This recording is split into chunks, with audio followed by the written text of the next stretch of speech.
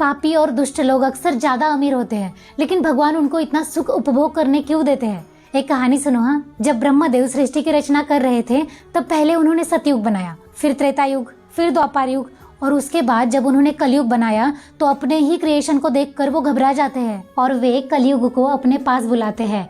कलयुग अविवेकी दुष्ट था, उसका मुख पिशाच की तरह था। वो कलह, क्लेश, द्वेष, निद्रा और आलस से भरा हुआ था। वो नाचते हुए रो रहा था तो कभी बुराई के गीत गा रहा था, कभी हंस रहा था।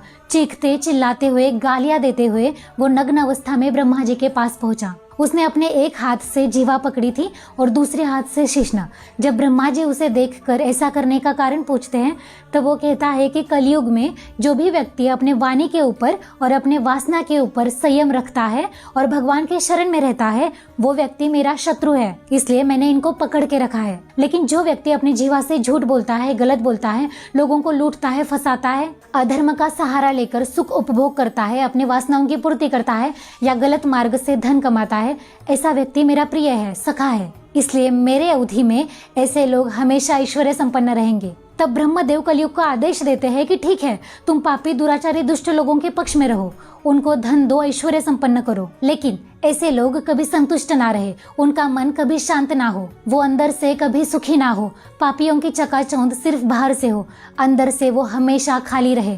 इस बात की तुम सावधानी से जिम्मेदारी लो। ब्रह्मदेव आगे कहते हैं कि हे कलयुगे, तुम्हारे समय में जो भी लोग भगवान का नाम लेंगे, ध्यान करेंगे, दान करेंगे, धर्म पूर्वक रहेंगे और तुलसी और गौ माता की पूजा करेंगे, ऐसे लोगों को तुम हमेशा सहाय करो। ऐसे सात्विक लोगों के ऊपर तुम्हारा कोई असर नहीं होगा, वो हमेशा तृप्त रहेंगे, वो अंदर से शांत रहेंगे, उनका मन हमेशा स्थिर होगा और वो निर्भय होकर जिएंगे, और ऐसा करना तुम्हारा परम कर्तव्य है कलयुगे।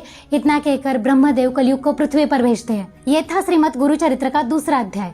ये ग्रंथ वेदों के तुल्य है। तुझ वीण शंभो मज कोण तारी।